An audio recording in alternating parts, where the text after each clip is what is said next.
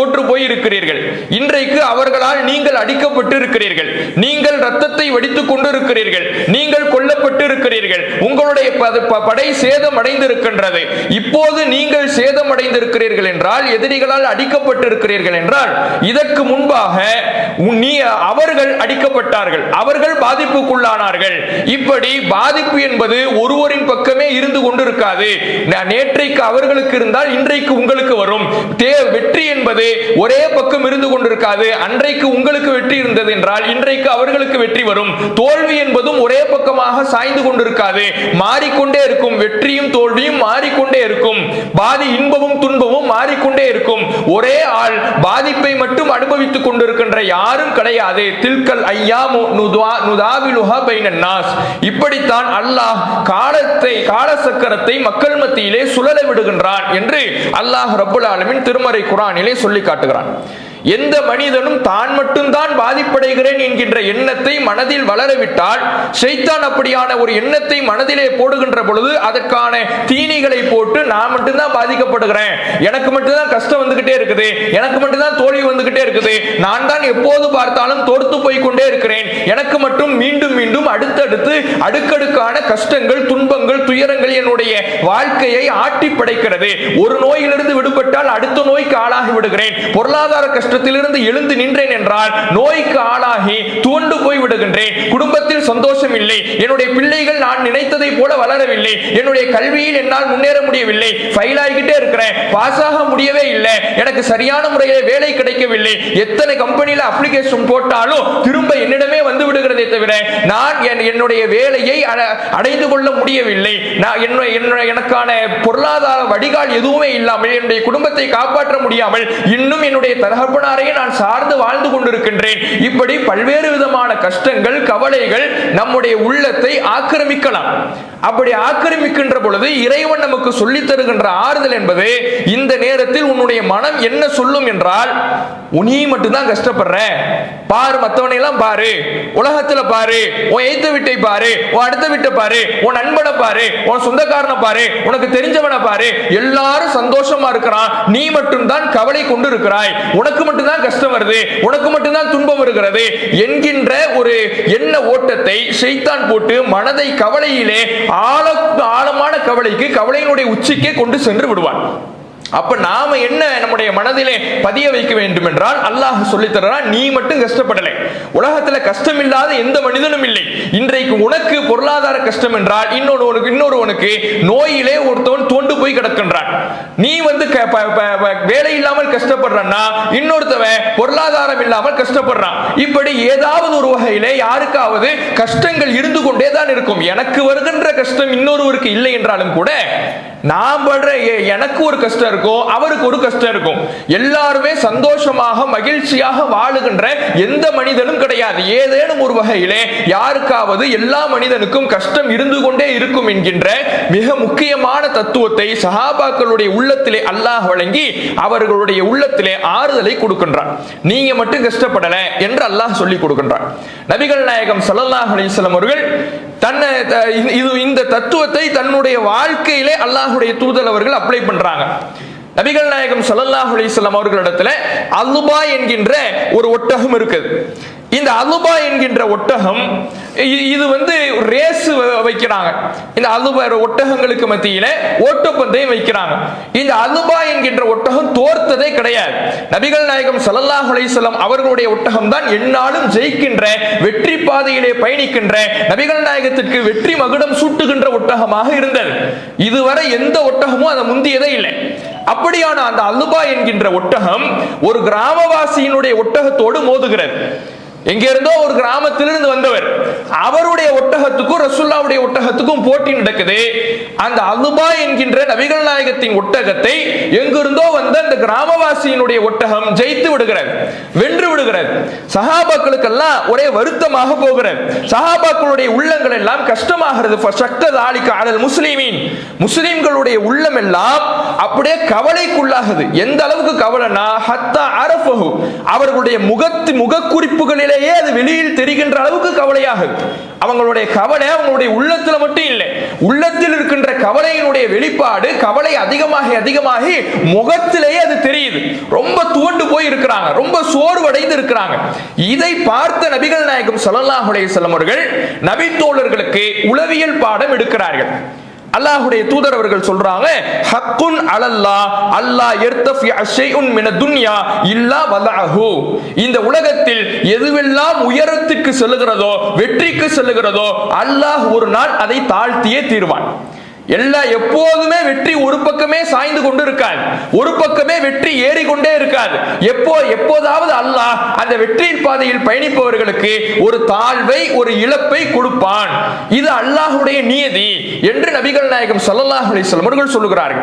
வெற்றியிலேயே பயணித்துக் கொண்டிருக்கிறோம், லாபத்தையே பார்த்து கொண்டிருக்கிறோம், சந்தோஷத்தையே பார்த்து கொண்டிருக்கின்ற பொழுது நமக்கு ஒரு வாழ்க்கையிலே ஒரு இடி விழும், ஒரு கஷ்டம் வரும், ஒரு இழப்பு வரும், மனதையெல்லாம் ஒடுக்குகின்ற ஒரு மிகப்பெரிய ஒரு நெருக்கடியை நம்முடைய வாழ்வில் சந்திப்போம்.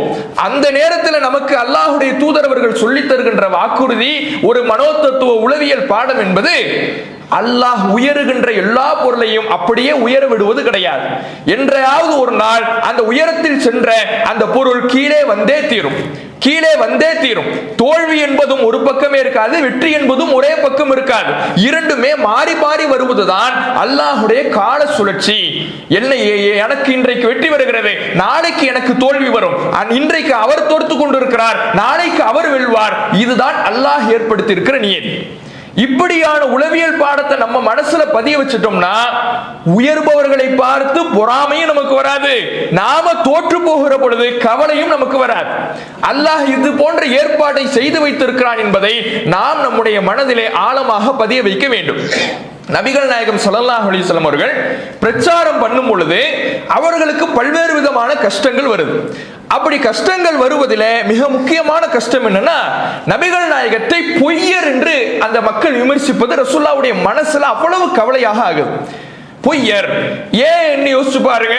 தன்னுடைய 40வது வயது வரை இவரை போன்ற உண்மையாளர் யாரும் இல்லை என்று பெயர் எடுத்த நபிகள் நாயகம் ஸல்லல்லாஹு அலைஹி வஸல்லம் அவர்களுக்கு இந்த ஏகத்துவ பிரச்சாரத்தை செய்தவுடன் பொய்யர் என்கின்ற பட்டம் கிடைக்குதுன்னா மனசு எவ்வளவு வேதனைப்படும். நம்ம மக்கள், நம்முடைய ஊர் மக்கள், நம்மோடு பழகியவர்கள், நம்முடைய பெரிய தகப்பனார், நம்முடைய மாமா, நம்முடைய மச்சான், நம்முடைய உறவினர், நம்முடைய சொந்த பந்தம், நம்முடைய குடும்பம் இதுவரை நம்மளை நம்பிக்கிட்டு இருந்துச்சு, இதுவரை நம்ம உண்மையாளர் என்று சொன்னது, இதுவரை நம்மை நம்பிக்கையாளர் என்று சொன்னது, நாம் சொல்வதை எல்லாம் நம்பியது, ஒரு பிரச்சனை என்றால் நம்மிடம் வந்து தீர்வு கேட்டது. இந்த மக்கள் திடீரென்று நம்மையே பொய்யர்கள் என்று விமர்சிக்கிறார்கள் என்றால் அந்த மனம் எவ்வளவு கவலை கொள்ளும். அப்படியான கவலை நபிகள் நாயகம் ஸல்லல்லாஹு அலைஹி வஸல்லம் அவர்களுக்கு வருகின்ற பொழுது அல்லாஹ் அவர் ரசூலுல்லாஹ்வுக்கு ஒரு ஆறுதல் சொல்றான். என்ன ஆறுதல் தெரியுமா?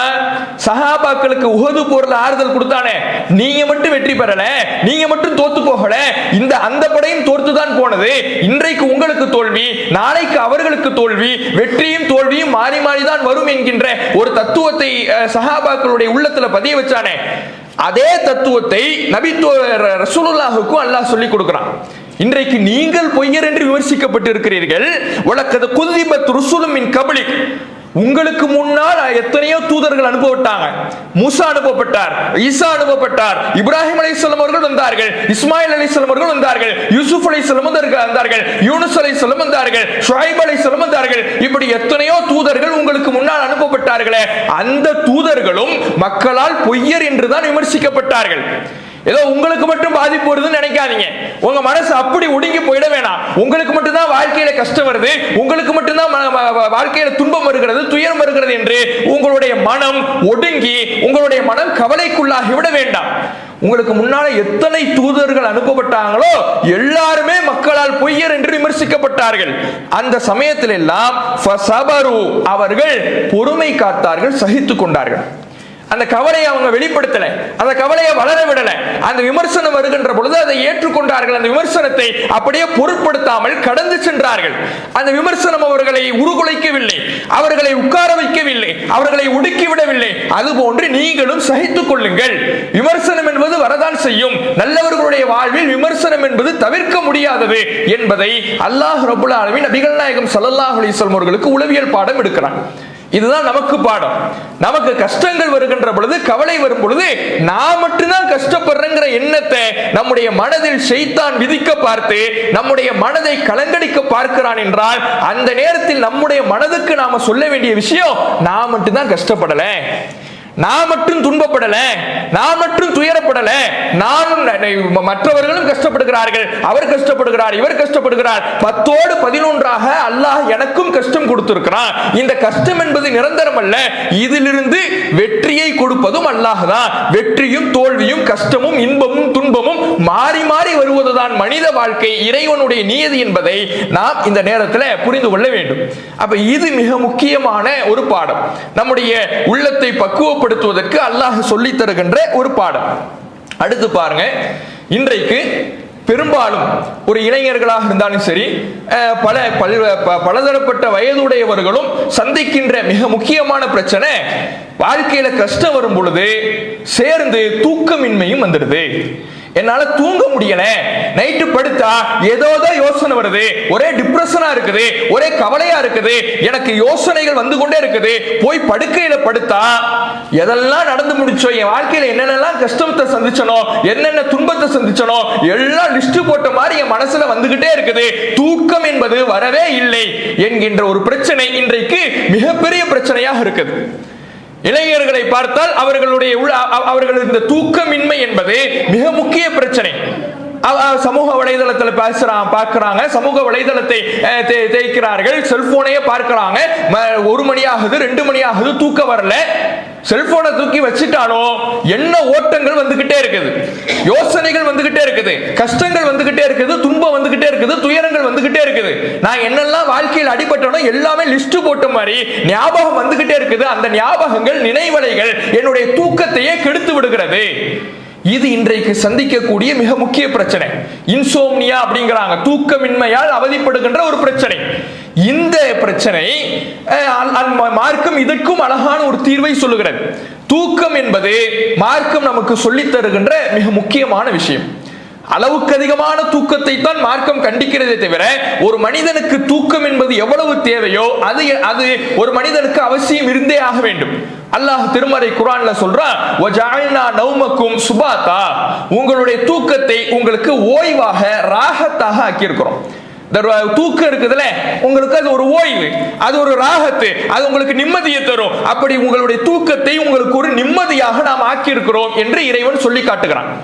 யோசித்து பாருங்கள், அளவுக்கு அதிகமான தூக்கம் என்பது சோம்பேறித்தனத்தை கொடுக்கும்.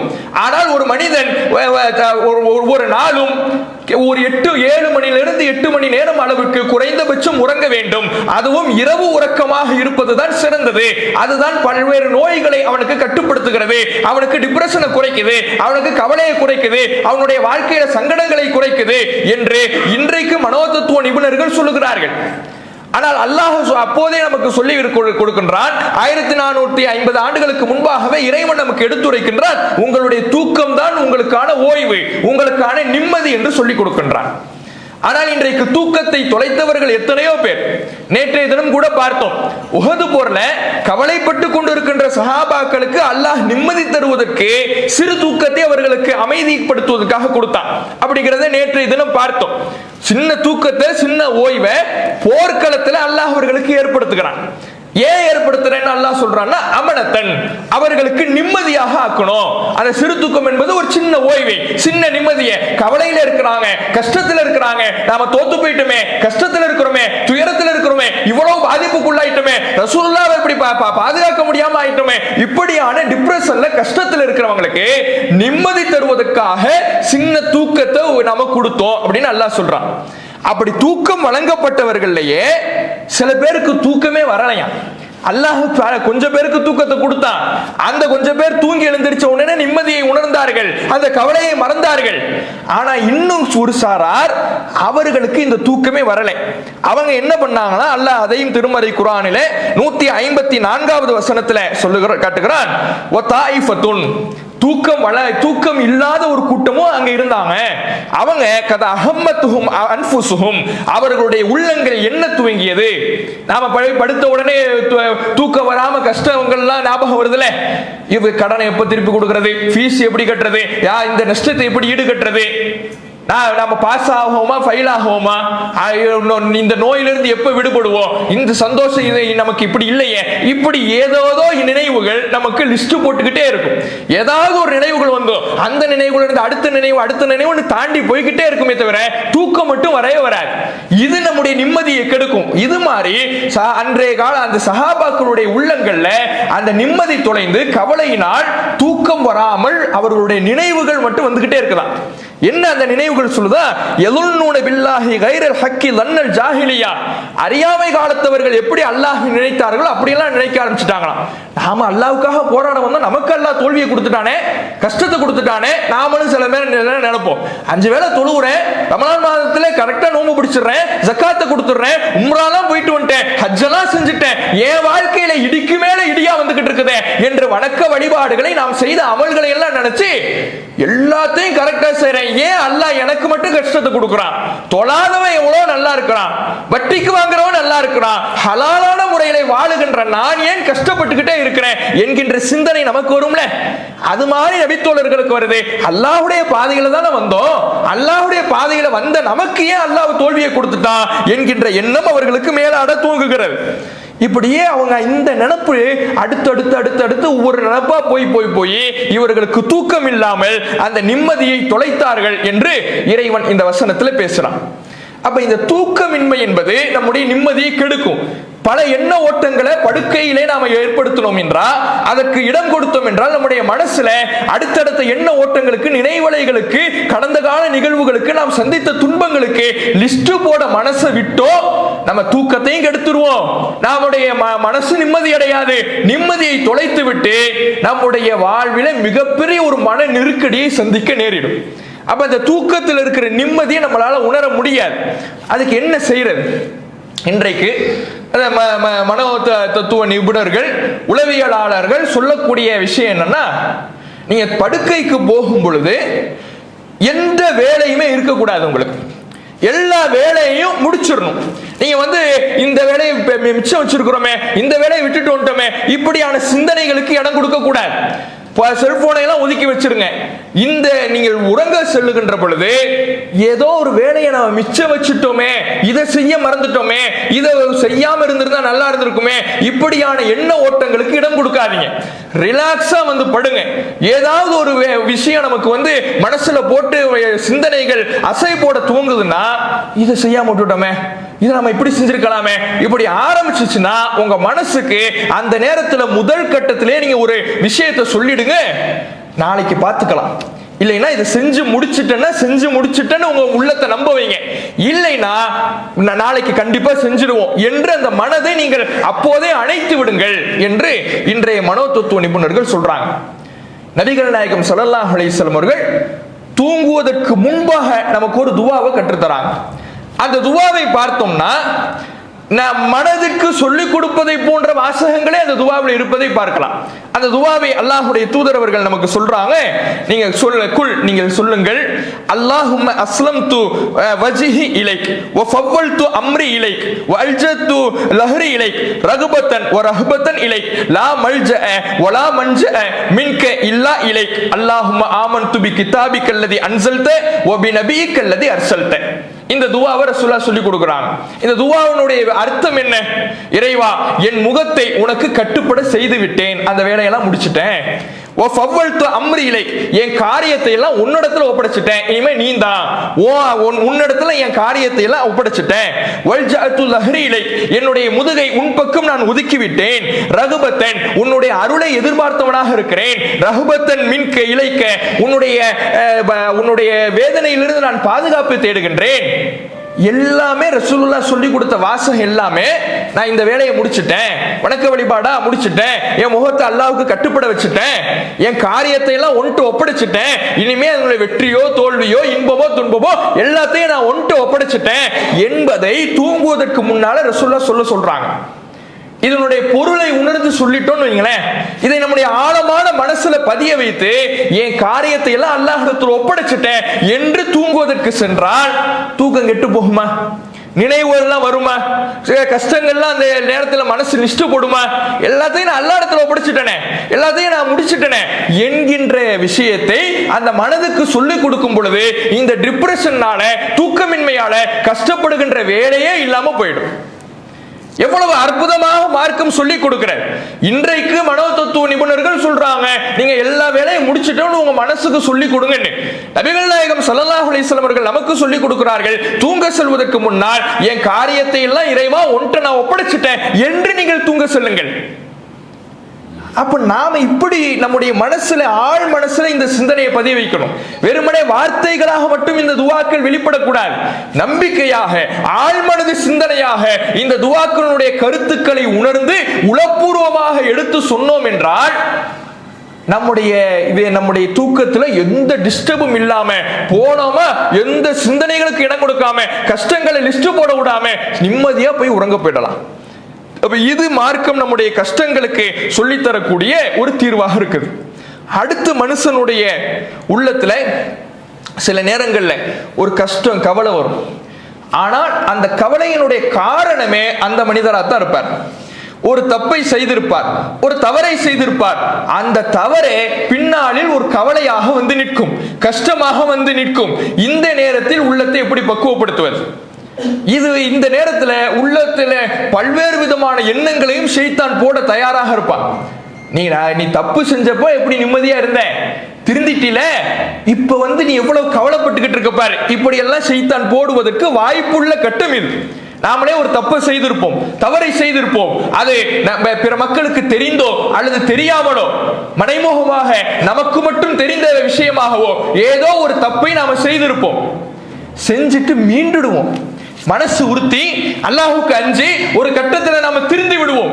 ஏதோ ஒரு தவறு மக்களுக்கு தெரிந்திருக்கிறது அல்லது மக்களுக்கே தெரியவில்லை, யாருக்கும் தெரியவில்லை. ஆனா நான் இப்ப திருந்திட்டேன், என் மனசு உறுத்துனுச்சு, இறையச்சம் உறுத்தியது, நான் இப்போது திருந்தி விட்டேன் என்று திருந்தி இருப்போம். ஆனால் நாம திருந்திய பிறகு அதுவே நமக்கு ஒரு கவலையாக வந்து நிற்கும். அதன் மூலமாக ஒரு பாதிப்பை நம்முடைய வாழ்வில நம்ம சந்திப்போம். அது அரசியல் புரட்சலாக வெளியே 4 பேருக்கு தெரிஞ்சிருக்கும். நம்மளை விமர்சிப்பா, என்னடா நம்மளுக்கு தப்பு செஞ்சுக்கிட்டு இருக்கும் பொழுதெல்லாம் எவனையும் எதையுமே கண்டுக்கல, இப்ப திருந்திட்டோம், அல்லாஹ் இப்ப நம்மளை வெளிப்படுத்திட்டானே, அல்லாஹ் நமக்கு இப்படி ஒரு கவலை ஏற்படுத்திட்டானே, சங்கடமா இருக்குதே, இப்படி எல்லாம் மனசுல ஒரு கவலை வரும். இந்த நேரத்தில் நாம நம்முடைய உள்ளத்தை எப்படி கட்டுப்படுத்தணும்னா, நாம செஞ்ச தவறுனால தான் இதை நம்ம அனுபவிக்கிறோம். அல்லாஹ் இப்போயே நமக்கு இது போன்ற கவலை, சங்கடத்தை கொடுத்துட்டான்னா மறுமையிலே நமக்கு அல்லாஹ் மன்னித்து விடுவான். அதனால் இறைவன் நம்மை மறுமையில் தண்டனையிலிருந்து காப்பாற்றுவதற்காக இப்படியான ஒரு ஏற்பாடை செய்திருக்கிறான் என்கின்ற வகையில நம்முடைய உள்ளத்தை நம்ம பக்குவப்படுத்தணும். யூசுப் அலைஹிஸ்ஸலாம் அவர்களுடைய சகோதரர்களுடைய வரலாறு இதற்கு மிகச்சிறந்த எடுத்துக்காட்டு. யூசுப் அலைஹிஸ்ஸலாமுடைய சகோதரர்கள் என்ன செஞ்சாங்க? தகப்பனார்கிட்ட பொய் சொல்லி யூசுப் நபியை கூட்டிட்டு போனாங்க. இவரை கொல்லணுங்கிறதுக்காகவே தகப்பனார்கிட்ட பொய் சொல்றாங்க. நாங்க இவர் கூட விளையாடணும், எங்களை நீங்க நம்பவே மாட்டேங்கிறீங்க, எங்க கூட அனுப்புங்க, நாங்க ஓடி பிடிச்சு விளையாடுவோம், நாங்க அழைச்சிட்டு போறோம், இவரை நாங்க பாதுகாப்பா வச்சிருப்போம் என்று சொல்லி இவரை அழைத்து செல்லுகிறார்கள்.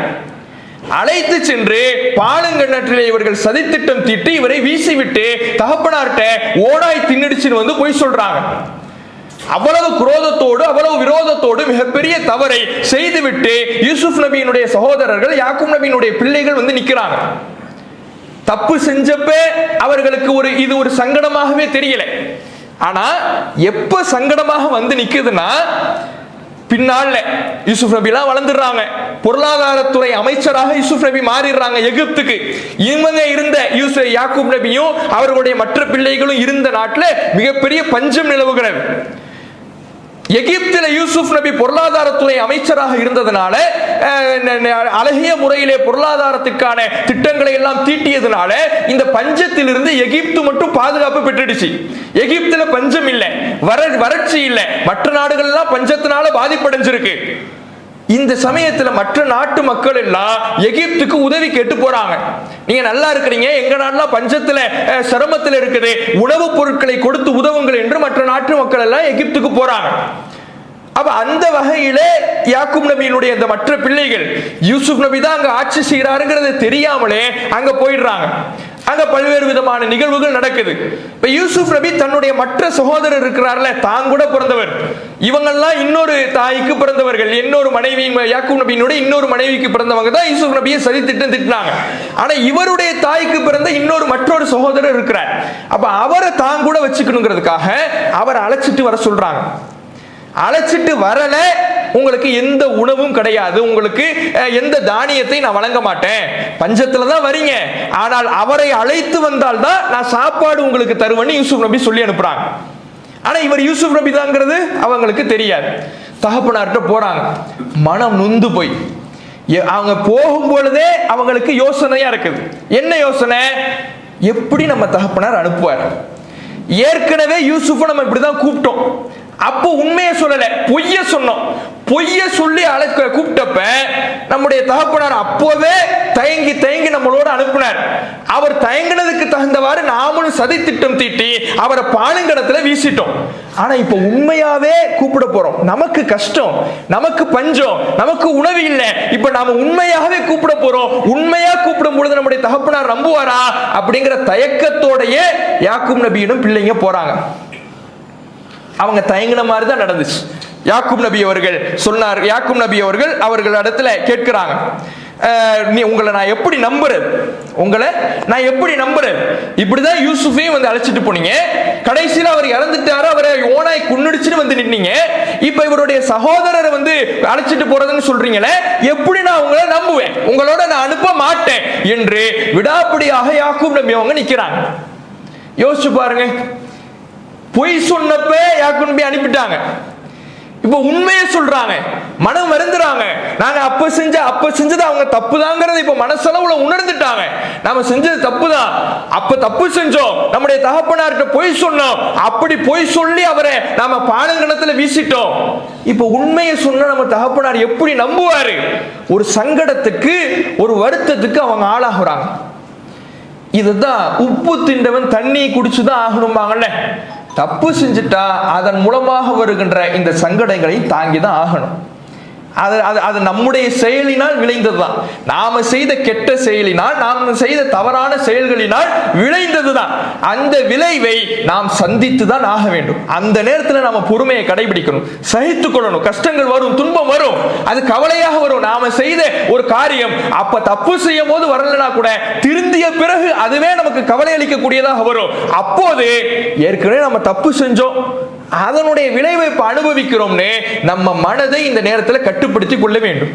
பல பேரை பார்க்கலாம், இன்றைய சமீபத்தில் கூட பார்த்திருப்பீங்க, இந்த பணத்தை எல்லாம் போய் முதலீடு பண்றது. சில கம்பெனிகள்ல போய் இந்த V3 ஆட்ஸ் அப்படின்னு ஒரு பெரிய கம்பெனி, ஒரு பெரிய மோசடியில இறங்கினாங்க. அதுக்கு முன்னாடி ஒவ்வொரு ஊர்கள்லையும், காரைக்கால், திருவாரூர், நாகப்பட்டினம், இது போன்ற பகுதிகளில் பல மோசடிகள். அதே மாதிரி பல அந்த தங்க நகை முதலீடு என்று ஆருத்ரா நிறுவனம்னு மோசடி, இப்படி பல நிறுவனங்கள் பண மோசடியில் இறங்கினாங்க. இவங்களுக்கெல்லாம் தெரியாதா? இந்த முதலீடு பண்ணாங்கல்ல, கொண்டு போய் பணத்தை போட்டாங்கல்ல, லட்ச லட்சமா போய் கொட்டினாங்கல்ல, இவங்கெல்லாம் இதுக்கு முன்னாடி மோசடி சம்பந்தமான செய்தியை கேட்டதே கிடையாதா? எல்லாம் கேட்டதுதான்.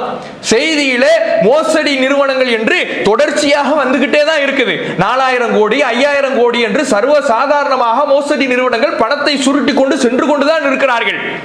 ஆனா மக்கள் பணத்தாசை, போட்டா அதிகப்படியான லாபத்தை கொடுக்கிறானே என்கின்ற ஆசையில போய் போடுறது.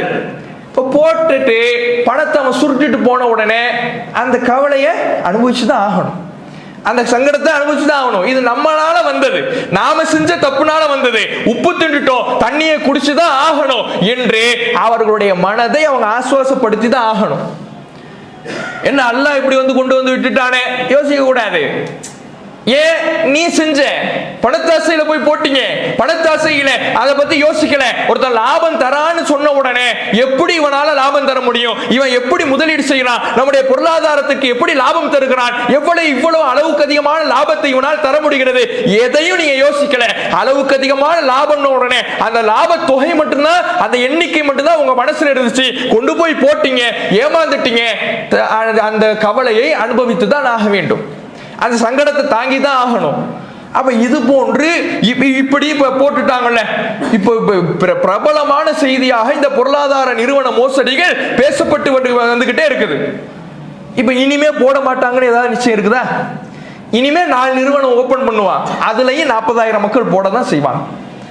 அப்ப இப்படி ஏமாற்றுவதற்கு மக்கள் இருக்கின்ற வரை ஏமாற்றுபவன் தோன்றிக் கொண்டே தான் இருப்பான். அதற்கான நவீன வழிகளை, புது வழிகளை ஏற்படுத்தி கொண்டே தான் இருப்பான். நாம யோசிக்கணும், அறிவை பயன்படுத்தணும். ஆசைக்கு மயங்கிவிடக் கூடாது. அவன் காட்டுகின்ற ஆசை வார்த்தைக்கு மயங்கிட்டா நம்முடைய அறிவை அந்த நேரத்தில் பயன்படுத்தவில்லை என்றால் தப்பு செய்கிறோம். அதுக்கான தண்டனையை, கவலையை அனுபவிச்சுதான் ஆகணும். அதுக்கு தகுந்தவாறு நம்முடைய மனதை, தப்பு செஞ்சிட்டோம் அதனுடைய விளைவை அனுபவிக்கிறோம் என்று நம்முடைய மனதை நாம் சாந்திப்படுத்திக் கொள்ள வேண்டும் என்பதெல்லாம் இதுல இந்த கவலை தொடர்பாக நம்ம கவனிக்க வேண்டிய மிக முக்கியமான விஷயங்கள். இப்ப இந்த கவலையை நம்ம வளர விடுறோம். கவலைக்கு மார்க்கம் சொன்ன இத்தனை வழிமுறைகளை பார்த்தோம்ல. மார்க்கம் கவலைக்கு என்னென்ன மருந்துகள் போடுகிறது என்கின்ற இத்தனை வழிமுறைகளை நம்ம பார்த்தோம். இது எந்த மருந்தையும் நாம கொடுக்கல. எந்த மருந்தையும் நாம நம்முடைய மனசுக்கு போடல. கவலையை வளர விடுறோம். கவலையை பட்டும் அது பட்டுக்கும் மனசை திரிய விடுகின்றோம். இப்படி திரிய விடுகின்ற பொழுது என்ன பாதிப்பு வரும்னா, தாழ்வு மனப்பான்மையிலே நம்முடைய மனது போய் விழுந்து விடும். தாழ்வு மனப்பான்மைனா என்ன? கவலைகள் அதிகமாக அதிகமாக அதிகமாக நம்மை நாமே குறைத்து மதிப்பிட்டு நம்மால் எதுவுமே இயலாது, நாம எதுவுக்குமே லாயக்கு இல்லை, நாம ஏன் தான் பிறந்தோம்னு தெரியல என்கின்ற சிந்தனைக்கு நம்முடைய மனம் போய் விழுந்து விடும். எதையுமே முயற்சி பண்ண மாட்டோம், எதையுமே முயன்று பார்ப்போம் என்கின்ற எண்ணம் வராது. எனக்கு தான் எதுவுமே முடியலையே, எல்லாமே தோல்வியில தானே முடியுது, என் வாழ்க்கையே பிறந்ததிலிருந்து கவலை தானே, என் வாழ்க்கையில எந்த வெற்றியும் நான் பார்த்தது இல்லையே, எந்த சந்தோஷத்தையும் பார்த்தது இல்லையே, நான் எதுக்குமே லாயக்கு இல்லையே, என்னிடம் அந்த திறமை இல்லையே, என்னால சரியாக பேச முடியல, எப்படி வியாபாரத்தில் இறங்குவேன், ஒரு வியாபாரத்தை திறம்பட நான் செய்ய முடியல, எப்படி நான் அதை லாபகரமாக ஆக்குவேன், இப்படி எதையுமே முயன்று பார்க்காமல் நம்முடைய மனதை தாழ்வு மனப்பான்மையிலே கொண்டு போய் இந்த கவலை விட்டுவிடும். அப்ப இந்த கவலை, இந்த தாழ்வு மனப்பான்மை எப்படி நாம விழுவது? கவலைக்கு மருந்து போடலைன்னா அது தாழ்வு மனப்பான்மையில கொண்டு போய் விட்டுடுது. இப்ப தாழ்வு மனப்பான்மை இருக்கக்கூடியவர்கள் கவலைக்கு ஆரம்பத்திலே மருந்து போடாமல் இப்போது தாழ்வு மனப்பான்மையை மனதிலே சுமந்து கொண்டிருப்பவர்கள் அதற்கு எப்படி நிவாரணம் பார்ப்பது? அதற்கு மிகச்சிறந்த வரலாற்று சான்றை அல்லாஹ் ரப்புல் ஆலமீன் திருமறை குர்ஆன்ல சொல்றான். நபி மூசா அலைஹிஸ்ஸலாம் அவர்களுடைய வரலாறு. இந்த மூசா நபி அவர்களுடைய வரலாறு தாழ்வு மனப்பான்மைக்கு மிகச்சிறந்த எடுத்துக்காட்டு. அந்த தாழ்வு மனப்பான்மையிலிருந்து விடுபடுவதற்கு மிகச்சிறந்த வரலாற்று சான்று. மூசா நபி அவர்கள் ஃபிரௌனுடைய வீட்டிலேயே வளர்க்கப்படுகின்றார்கள். ஃபிரௌனுடைய வீட்டிலேயே வளர்க்கப்படுகின்ற பொழுது இளமை பருவத்தை எல்லாம் அடைஞ்சிடறாங்க. அடைந்து விட்டு 2 பேர் சண்டை போட்டுக்கிட்டு இருக்காங்க. விலக்கி வைக்க போகும் பொழுது மூசா நபி அவர்கள் ஒருவனை ஒரே ஒரு குத்து விடுறாங்க, ஆளு அவுட்டு. இப்ப மூசா நபிக்கு மனசெல்லாம் படபடக்குது. ஆஹா, இவனை கொன்னுட்டோன்னு நம்ம தெரிஞ்சா நம்மளை சும்மா விட மாட்டோம்னு ஓடிடுறாங்க. ஓடினதுக்கு அப்புறம் அல்லாஹ் அவர்களுக்கு நபித்துவத்தை வழங்குகிறான். நபித்துவத்தை வழங்குகிற பொழுது மூசா நபி அவர்கள், அல்லாஹ் அவங்களுக்கு நபித்துவத்தை கொடுத்துட்டு மூசா நபி அவர்களுக்கு அல்லாஹ் சொல்றான், நீங்க போய் ஃபிரௌன்ட்ட போய் பிரச்சாரம் பண்ணுங்க. யார்கிட்ட இருந்து மூசா நபி பயந்து ஓடி வந்தாங்களோ, இவன் நம்மளை சும்மா விட மாட்டான், அவன் கூட்டத்தில் உள்ள ஒரு ஆளை நம்ம கொன்னுட்டோம், அவன் கூட்டத்தில் ஒரு அடித்தா அடிச்சோம், யதார்த்தமா அடிச்சோம், நம்ம பலமா அல்லது அவன் வீக்கா என்னன்னே தெரியல, அவன் ஆள் அவுட் ஆயிட்டான். ஆள் அவுட் ஆயிட்டாங்கன்னா இப்ப அவன் ஃபிரௌன் சும்மா விடுவானா? சும்மாவே விட மாட்டான்னு தான் ஓடுனாங்க. ஓடிய மூசா நபி அவர்களை அல்லாஹ் அழைத்து, எவனிடமிருந்து நீ ஓடி வந்தீர்களோ அவனிடமே போய் பிரச்சாரம் செய்யுங்கன்னு மூசா நபி அவர்களுக்கு அல்லாஹ் கட்டளை போடுறான். இப்ப கட்டளை போடுகின்ற பொழுது மூசா நபி அவர்கள் அல்லாஹ்விடம் சொல்லுகிறார்கள், யலீகு சத்ரி வலா யன்தலிகு லிசானி, இறைவா என்னுடைய உள்ளங்கள் எல்லாம் ஒடுங்கி போயிருக்கிறது, என் உள்ளம் இதை ஏத்துக்கவே இல்லை, நான் எப்படி போவேன், என்னால முடியாது என்று என்னுடைய உள்ளம் நெருக்கடிக்குள்ளாக இருக்கிறது. தாழ்வு மனப்பான்மையினால் என்னுடைய உள்ளம் சங்கடத்திலே நெருக்கடியிலே இருக்கிறது.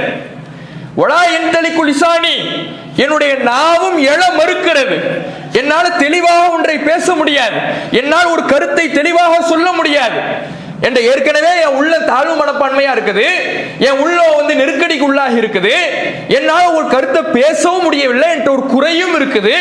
நான் எப்படி போய் சொல்றது? இது மட்டும் இல்ல, இன்னி அகாஃபு அன் யுகதிபூன், அவன் என்ன பொய்யர்னு சொல்லுவாங்கிறத நான் பயப்படுறேன். நான் போன உடனே அவன் என்ன ஏத்துக்க போறான்? அவன் என்ன வந்து வரவேற்க போகிறான்? சிவப்பு கம்பளம் விதைத்து வரவேற்பானா? நான் சொல்லுகின்ற செய்தியை நான் சொல்லுகின்ற பொழுது, நீ தான் ஒரே இறைவன் என்று நான் எடுத்துரைக்கின்ற பொழுது அவன் என்னை பொய்யன் என்று சொல்வான். இது எனக்கு பயமா இருக்குது. ஏற்கனவே என் உள்ள தாழ்வு மனப்பான்மைகளால நெருக்கடிக்குள்ளாக இருக்குது. என்னால சரியா பேச முடியல. பேச முடியாத ஒரு குறையும் என்னிடத்தில் இருக்குது. என்னால தெளிவா ஒரு வார்த்தையை, ஒரு வாசகத்தை, ஒரு விளக்கத்தை கொடுக்க முடியாத அளவிற்கு ஒரு பலவீனம் உள்ளவனாக, குறை உள்ளவனாக இருக்கிறேன். நான் எப்படி போய் சொல்றது? வாழ உலகும் அலைய தம்முன். அது மட்டுமா, ஏற்கனவே நான் ஒரு குற்றத்தை வேற செஞ்சுட்டு வந்திருக்கிறேன். ஒரு ஆளை அடிச்சேன், அவன் இறந்துட்டான். இப்ப நான் எப்படி அவன்கிட்ட இருந்தா பயந்து ஓடி வந்தேன், இப்ப நான் எப்படி அவன்கிட்டயே திரும்ப போறது? இப்படி எல்லாம் மூசா நபி சொல்றாங்க. என்னால முடியாது, நான் எனக்கு குறையும் இருக்குது, என் மனசும் சரியில்லை. இப்படி எல்லாம் அல்லாஹ்விடத்துல தன்னுடைய தாழ்வு மனப்பான்மையை மூசா நபி அவர்கள் வெளிப்படுத்துகிறாங்க. யோசிச்சு பாருங்க, நம்மிடத்திலேயும் இந்த குறை வரும், நம்மிடத்திலேயும் இந்த மன நெருக்கடி வரும். ஒரு காரியத்தை செய்ய முயலுகிற பொழுது, ஒரு வியாபாரத்தில் இறங்குகிற பொழுது, ஒரு படிப்பிலே, ஒரு கல்வியில இறங்குகிற பொழுது, அடுத்தவரிடத்துல பேசும் பொழுது கூட ஒரு தயக்கம் வரும். அவன் எப்படி போய் பேசுறது? ஆள் நல்ல பணக்காரரா இருக்கிறாரு, வெல்த்தியான ஆளா இருக்கிறாரு, நம்ம ட்ரெஸ் கூட சரியா இல்லையே, எப்படி போய் நின்று பேசுறது? இப்படி எல்லாம் தாழ்வு மனப்பான்மை வரும். ஆள் நல்லா பார்க்கவே அவ்வளவு அற்புதமா இருக்கிறாரு, பார்க்கவே ரிச்சான ஆளா தெரியுது, இவர்கிட்ட போய் நாம எப்படி பேசுறது? நம்மளை மதிக்காம போயிட்டாருன்னா என்ன செய்யறது? இப்படிலாம் நம்ம மனசு சொல்லும். நம்மளால ஒழுங்கா படிக்கவே முடியலையே, எப்படி நம்மளால வேலைக்கு போக முடியும்? இப்படிலாம் சொல்லும். நம்ம ஒரு வியாபாரத்தை துவக்க நினைக்கின்ற பொழுது, உனக்கெல்லாம் வியாபாரம் செட் ஆகுமா? நீ தோத்துதான் போவே, உன்னால ஒரு வியாபாரத்தை லாபமா எடுத்துட்டு போக முடியாது, உனக்கு வியாபாரம் நுணுக்கமே தெரியாது. இப்படி எல்லாம் மனசு சொல்லி நம்முடைய வாழ்க்கையிலே தடைக்கற்களை போட்டுக்கொண்டே இருக்கும். அது மாதிரிதான் மூசா நபிக்கு தடைக்கற்களை போடுகிறது உள்ளம். மனம் தாழ்வு மனப்பான்மையை போடுகிறது. அந்த தடைக்கற்களை எப்படியெல்லாம் மூசா நபி அவர்கள் வென்றார்கள். அல்லாஹ் அவர்களுக்கு உளவியல் பாடங்களை சொல்லிக் கொடுக்கின்றான். அல்லாஹ் அவர்களுக்கு அந்த தாழ்வு மனப்பான்மையை வெல்வதற்கான வழிமுறைகளை சொல்லி காட்டுகின்றான். மூசா நபி அவர்கள் இப்படிலாம் கஷ்டத்தை சொல்றாங்க. சொன்னதுக்கு அப்புறம் அல்லாஹ் மூசா நபி அவர்களுக்கு சில அற்புதங்களை கொடுக்குறான். இந்தாங்க, நீங்க உங்க கையை விலாப்புறத்துல விட்டு எடுங்க, அது ஜொலிக்கும். உங்க கையில என்ன வச்சிருக்கிறீங்க? ஒரு கைத்தடி, அதை கீழே போடுங்க, அது பாம்பாக மாறும். இப்படி எல்லாம் மூசா நபி அவர்களுக்கு சில அற்புதங்களை கொடுத்து, இத்ஹப் இலா ஃபிரௌன இன்னஹு தகா, இப்ப போங்க, நீங்க ஃபிரௌன்ட்ட போங்க, அவன் வரம்பு மீறிக்கிட்டு இருக்கிறான், பயந்துகிட்டு இருந்தீங்க, இப்ப உங்க கையில கொஞ்சம் அற்புதத்தை கொடுத்தன்ல, இதை தைரியமாக வைத்து நீங்க போங்க அப்படின்னு அனுப்புறான். அப்பயும் மூசா நபிக்கு தைரியம் வரல. அப்பயும் மனசு சொல்லுது, உன்னால முடியாது, உன்னால அவன்கிட்ட ஜெயிக்க முடியாது, உன்னால அவன்கிட்ட பேசி வெல்ல முடியாது. இப்படியே மூசா நபி அவர்களுடைய மனம் மூசா நபிக்கு சொல்லுது. அதனால அல்லாஹ்விடத்துல ஒரு அற்புதமான பிரார்த்தனையை மூசா நபி கேட்கிறாங்க. ரப்பி ஷ்ரஹ்லி சத்ரி, இறைவா என்னுடைய உள்ளம் ஒடுங்கி போய் இருக்குது, தாழ்வு மனப்பான்மையால ஒடுங்கி போய் நெருக்கடிக்குள்ளாக இருக்குது, என் உள்ளத்தை இறைவா எனக்கு விசாலப்படுத்து.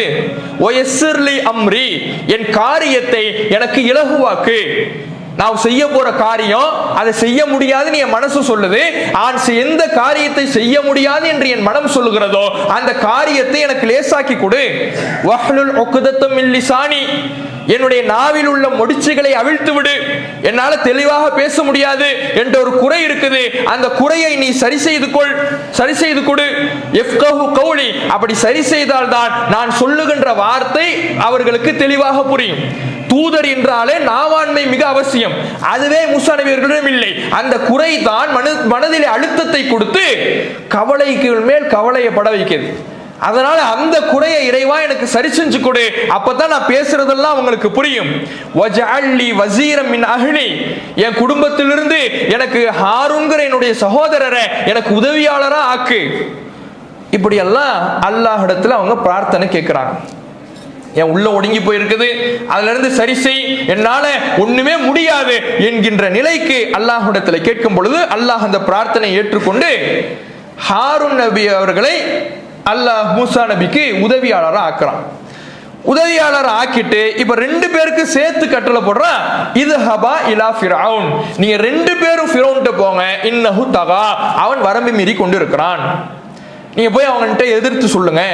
இப்ப என்னடான்னு பார்த்தா 2 பேரும் சேர்ந்து எங்களால முடியாதுங்கிறாங்க.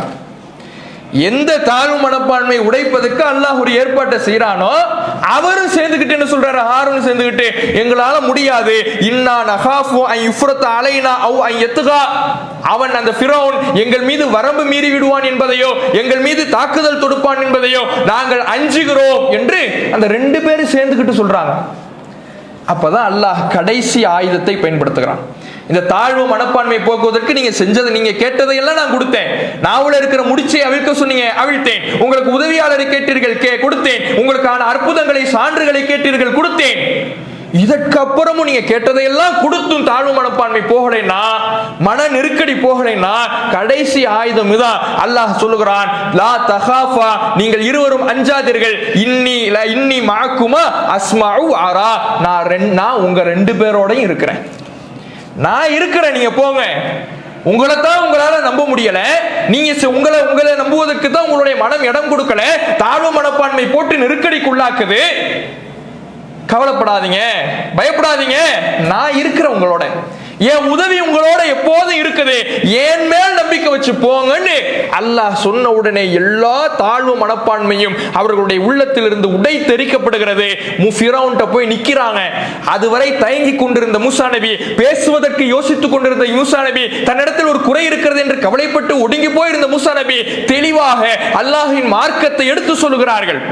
ஃபிரௌன் சில லாஜிக்கான கேள்வியெல்லாம் கூட சொல்றான், எப்படியாவது இந்த மூசா நபியை லாக் பண்ணிடணும்னு வாதங்களை எல்லாம் வைக்கிறான்.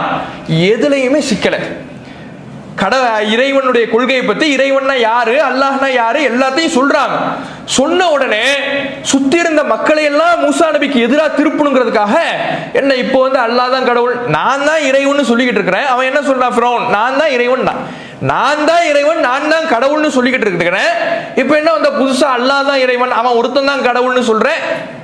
அப்ப இதுக்கு முன்னாடி மௌத்தானவங்க எல்லாம் என்ன, இதுக்கு முன்னாடி மௌத்தானங்கள்லப்பா, நீ வரதுக்கு நீ இப்பதான் அல்லாஹ் தான் இறைவன் சொல்ற, என்ன நம்பி என்ன கடவுள்னு நம்பி மௌத்தானாங்களே, அவங்களுடைய நிலைமையெல்லாம் என்ன, அவங்க அல்லாஹ்னா அவங்களுக்கு யாருன்னே தெரியாதே, அப்ப அவங்களாம் நீ சொல்ற மறுமையில என்ன வாங்க, இப்படி கேட்கிறான். இதுக்கு பதில் சொன்னா, எப்படி பதில் சொன்னாலும் டேஞ்சர் தான்.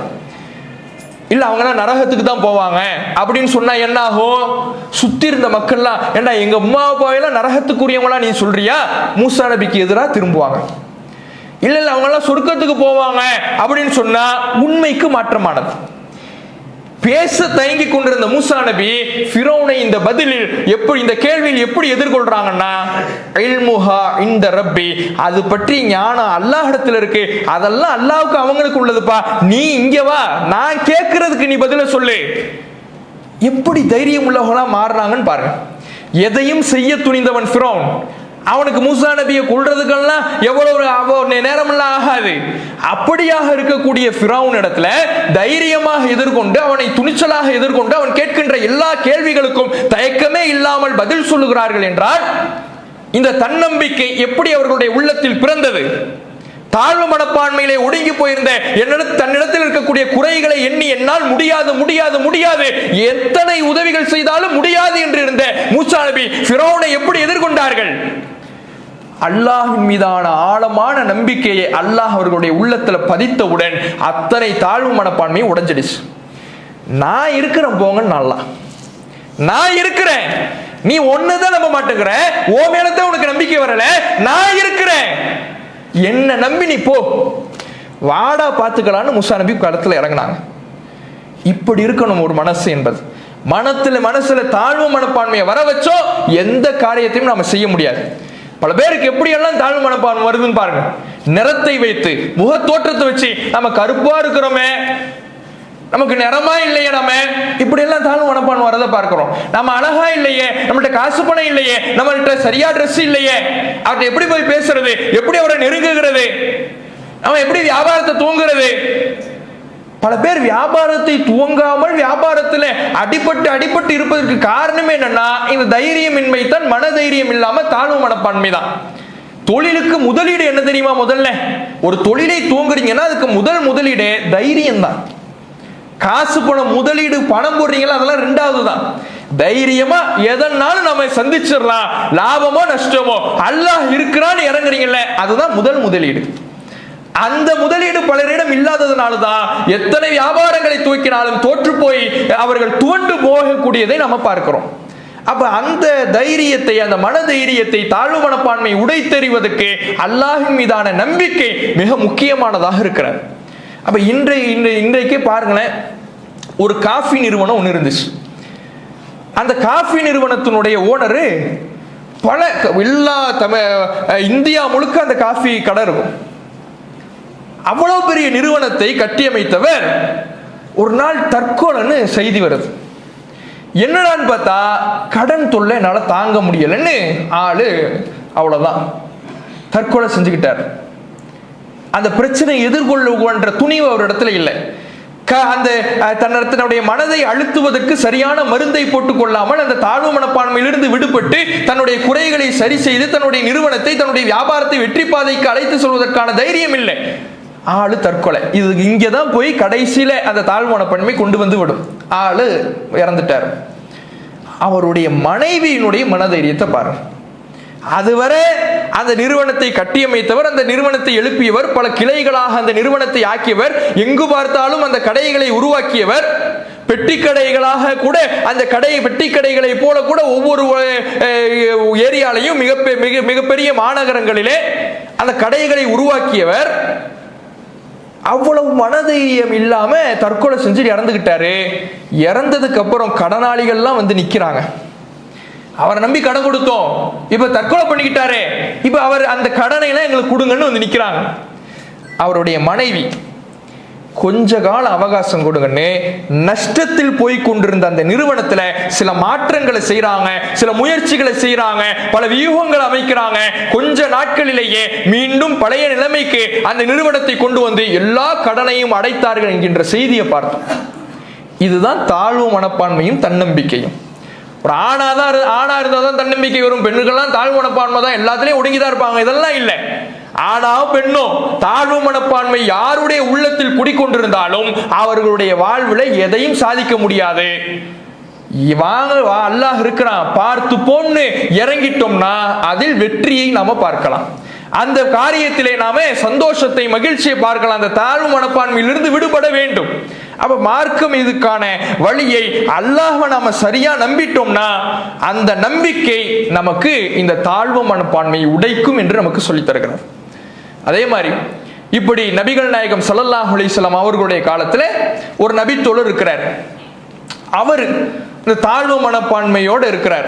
எப்படி அந்த தாழ்வு மனப்பான்மை ஒரு இடத்துல வெளிப்படுதுன்னா, அவர் கிராமத்திலிருந்து வரக்கூடிய ஒரு நபித்தோழர். அவருடைய முகத்தோற்றம் அவ்வளவு அழகாக லட்சணமாக இருக்கக்கூடிய முகத்தோற்றம் இல்லை. அதனாலேயே மக்கள் அவரை தூற்றுகின்ற நிலைமையில் இருக்கிறார். அவருக்கு முகத்தோற்றம் இல்லை, செல்வம் இல்லை, ரொம்ப பணக்காரர்லாம் இல்லை, காசு பணம் இருந்தா கூட ஏதாவது 4 பேர் வந்து மதிப்பான், அதுவும் இல்லை. இப்படி எல்லா வகையிலையும் பின்தங்கியவராக இருக்கிறார். மனம் நெருக்கடிக்கு உள்ளாகியவராக இருக்கிறார். அவர் பேர் ஜாஹிர். ரசூலுல்லாவுக்கு, ஆனா ரசூலுல்லாஹ்விடத்துல அவ்வளவு நெருக்கம். ரசூலுல்லாவுக்கு ஊர்ல இருந்து வரும்பொழுதெல்லாம் அன்பளிப்புகளை எடுத்து வருவார். மதீனாவுக்கு வந்து அங்கே வியாபாரம் செய்வார், சந்தையில நின்று வியாபாரம் செய்வார். ஒரு நாள் ரசூலுல்லாஹ் என்ன பண்றாங்கன்னா, அவர் அந்த பக்கம் திரும்பி வியாபாரம் செஞ்சுக்கிட்டே இருக்கிறார். நபிகள் நாயகம் ஸல்லல்லாஹு அலைஹி வஸல்லம் அவர்கள் பின்னால் இருந்து வராங்க. வந்து அவருடைய கையில இப்படி விட்டு அவருடைய பிடரிய பிடிச்சிடுறாங்க. பிடரிய பிடிச்சிட்டா திரும்ப முடியாது. இப்படி போயிட்டு லாக்க போட்டுட்டா என்ன ஆயிடும், அப்படியே திரும்ப முடியல. முட்டுறாரு, மோதுறாரு, ஒண்ணுமே தெரியல. ரசூலுல்லாஹ் என்ன பண்றாங்கன்னா விளையாடுறாங்க அவர்கிட்ட. தன் எல்லாரும் புறக்கணிக்கிறான், எல்லா ஊர்ல உள்ளவங்கள நம்மளை ஒடுக்குறான். ஆனா நபிகள் நாயகம் ஸல்லல்லாஹு அலைஹி வஸல்லம் அவர்கள் என்ன பண்றாங்கன்னா அவரோடு விளையாடுகிறார்கள். சந்தையில நிக்கிறாங்க, மார்க்கெட்டு. இவரை பிடிச்சிட்டு ரசூலுல்லாஹ் மை யஸ்ரிலாப், இந்த அடிமையை யாராவது விலைக்கு வாங்கிக்கிறீங்களாப்பா, இந்த அடிமையை யாராவது விலைக்கு வாங்கிக்கிறீங்களாப்பா. நிக்கிறது எங்க? மார்க்கெட்டு, சந்தை. சந்தையில இப்படி ஒரு ஆளை பிடிச்சிட்டு யாராவது விலைக்கு வாங்கிக்கிறீங்களான்னு ரசூலுல்லாஹ் கேட்கிறாங்க. அவர் முட்டி போது யாரோ வந்து நம்மளை பிடிச்சிட்டு அவ்வளவுதான், நமக்கு எது என்னவோ ஆக போகுதுன்னு அவரு ஏதோ ஒரு முடிவுக்கு வந்துட்டு வேகமா திரும்புறாரு. இருக்கிறாரு, ரசூலுல்லாஹ் தான் நம்மளை பிடிச்சிருக்கிறாங்க, விளையாடுறாங்க அப்படின்னு தெரிஞ்சு அப்படியே முண்டாம அப்படியே நின்னுறார். ரசூலுல்லாஹ் விட்டுட்ட உடனே அவர் ரசூலுல்லாஹ் பார்த்து கேட்கிறாரு, எப்படி அந்த அந்த வார்த்தை அவருடைய மனதில் இருக்கின்ற வேதனையை பிரதிபலிக்கும். அல்லாஹ்வுடைய தூதர் அவர்களிடம் அவர் கேட்கின்றார், அல்லாஹ்வுடைய தூதர் அவர்களே, வல்லாஹி தஜிதுனி காசிதா, உங்கள்கிட்டையும் நான் மட்டமானவனா போயிட்டனா அப்படிங்கிறார். அந்த வார்த்தையின் வழியை பாருங்கள். உங்கள்கிட்டையும் நான் மட்டமானவனா போயிட்டேன்னா, இந்த ஊர் தான் இதுவரை என்ன இழிவா பேசிக்கிட்டு இருந்துச்சு, தூட்டிக்கிட்டு இருந்துச்சு, என்ன விரட்டிக்கிட்டு இருந்துச்சு, என்ன மதிக்காம இருந்துச்சு, என்ன ஒரு பொருளாகவே கருதாம இருந்துச்சு. நீங்க என்ன மதிச்சுக்கிட்டு இருந்தீங்க, இப்ப நான் உங்கள்கிட்டையும் மதிப்பில்லாதவனாக போய்விட்டனா வந்து கேட்கிறார். நபிகள் நாயகம் ஸல்லல்லாஹு அலைஹி வஸல்லம் அவர்கள் அந்த நேரத்தில் மனவேதனைப்பட்ட அந்த வார்த்தையை அவர் வெளிப்படுத்திய அந்த நேரத்தில் அவருடைய உள்ளத்திற்கு ஒரு மருந்தை கொடுக்கிறார்கள். லாக்கின் இந்தல்லாஹி அன்த காலின். யாருப்பா உன்னை மட்டமானவன்னு சொன்னது? உன்னை யாரு மட்டமானவன் சொன்னது? உன் இடத்துல ஒண்ணு இல்லைன்னு யாரு சொன்னது? நீ எதுக்கு உதவாதவன் யாரு சொன்னது? நீ அப்படியெல்லாம் இல்ல, அல்லாஹ்விடத்துல நீ தான் காஸ்ட்லி. இந்தல்லாஹி அன்த காலின், ஓ அளவுக்கு மதிப்பு யாரும் இல்லை, அல்லாஹ்விடத்துல நீ தான் மதிப்பு மிக்கவன். அதை தாழ்வு மனப்பான்மை அப்படியே உடைக்கிறாங்க. உன் உள்ள வந்து ஒடுங்குதா? உன்னை மதிப்பு இல்லாதவன் யாரும் சொல்றானா? உனக்கு நாம எதுக்குமே உதவாததுன்னு உன் மனசு சொல்லுதா? அப்படிலாம் இல்ல, நீ தான் அல்லாஹ்விடத்துல ஒசத்தி. அதை புரிஞ்சுக்கன்னு அந்த தாழ்வு மனப்பான்மையை அங்கே அல்லாஹ்வுடைய தூதரவர்கள் விட்டு அடிக்கிறார்கள். நாம நம்முடைய தாழ்வு மனப்பான்மை இது போன்று வரும். எதுக்குமே நம்ம உதவாதவனா இருக்கிறோமே, எதுக்குமே ஒண்ணுமே நம்ம வாழ்க்கையில சாதிச்சதே இல்லையே, எல்லாம் கஷ்டம், எல்லாம் தோல்வி, அடிக்கு மேல அடி, சோதனைக்கு மேல சோதனை, எழுந்திருக்க முடியாம இருக்கிறோமே, இப்படி எல்லாம் மன அழுத்தம் வருகின்ற பொழுது அல்லாஹ் இருக்கிறான், அல்லாஹ் நமக்கு உதவுவான். எவ்வளவு கஷ்டங்கள் வந்தாலும் இறைவன் இருக்கின்றான் என்கின்ற எண்ணத்தை நம்முடைய மனதில் பதிய வைக்க வேண்டும். லாபமோ நஷ்டமோ, வெற்றியோ தோல்வியோ, நன்மை இன்பமோ துன்பமோ, அல்லாஹ் இருக்கிறான். எனக்கு இன்பத்தை கொடுப்பவனும் அல்லாஹ், துன்பத்தை கொடுப்பவனும் அல்லாஹ், அவனுடைய உதவியை எதிர்பார்க்கிறேன் என்பதை நாம மனசில் பதிய வைத்து விட்டால் இந்த தாழ்வு மனப்பான்மை உடையும். அப்படியான அந்த தன்னம்பிக்கை எண்ணத்தை நம்முடைய உள்ளத்தில் நாம எப்படி வளர்ப்பது? அதற்கு மார்க்கம் என்ன சொல்லுகிறது? தன்னம்பிக்கை தொடர்பாக மார்க்கம் நமக்கு என்னவெல்லாம் சொல்லி தருகிறது? தன்னம்பிக்கையை கொண்டு வந்துடலாம். தன்னம்பிக்கைனா என்னன்னு மார்க்கம் சொல்றது அறிஞ்சிக்கலாம். அதை எப்படி கண்டினியூ பண்றது? இதுதான் இன்னைக்கு இருக்கக்கூடிய மிக முக்கியமான கேள்வி. எப்படி அதை நம்ம வாழ்க்கை முழுக்க தொடர்றது? சரி, எல்லாத்தையும் தாழ்வு மனப்பான்மை உடைக்கிறேன், கவலையே மறக்கிறேன், ஆனா 2 நாள் தான் அது தாக்கு பிடிக்குது, 3வது நாள் திரும்ப இந்த டிப்ரெஷனுக்கு போயிடுறேன், 3வது நாள் திரும்ப தாழ்வு மனப்பான்மைக்கு போயிடுறேன், எதுவுமே என்னால கண்டினியூவா செய்ய முடியலையே. ஆர்வம் வருது, 2 நாள் இருக்குது, 3 நாள் இருக்குது, அதிகபட்சம் 1 வாரம் இருக்குது, திரும்ப அதெல்லாம் மறந்துட்டு ஒரு காரியத்தை முழுமையா செய்ய முடியாத அளவுக்கு நான் இருக்கிறேனே என்று நினைப்பவர்களுக்கும் மார்க்கம் அழகான ஒரு தீர்வை சொல்லுது. தன்னம்பிக்கையை வளர்ப்பது எப்படி, அதை வாழ்நாள் முழுவதும் தக்க வைப்பது எப்படி என்கின்ற வழிமுறைகளை இன்ஷா அல்லாஹ் நாளை தினம் பார்ப்போம். அஸ்ஸலாமு அலைக்கும் வரஹ்மத்துல்லாஹி வபரகாத்துஹு.